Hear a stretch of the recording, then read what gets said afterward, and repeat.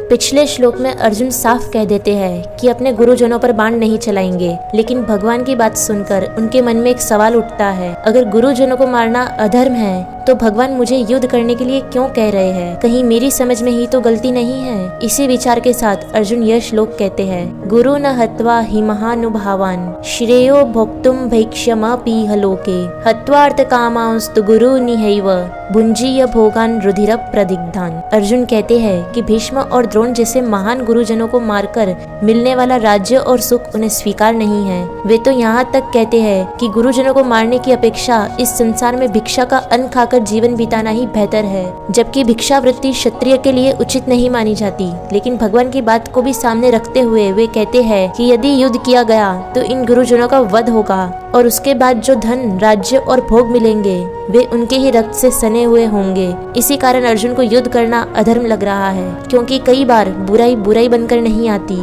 बल्कि अच्छाई का वेश पहनकर आती है। जैसे रावण साधु बनकर माता सीता के सामने आया और काल नेमी राक्षस साधु बनकर हनुमान जी के सामने आया। साधु का वेश होने से भीतर छिपी बुराई तुरंत पहचान में नहीं आई। ठीक उसी तरह अर्जुन के मन में भी हिंसा त्याग की भलाई के वेश में कर्तव्य त्याग रूप बुराई आ गई है, और इसी कारण जो बात वास्तव में उन्हें उनके क्षत्रिय धर्म से हटा रही है वही उन्हें धर्म दिखाई दे रहा है।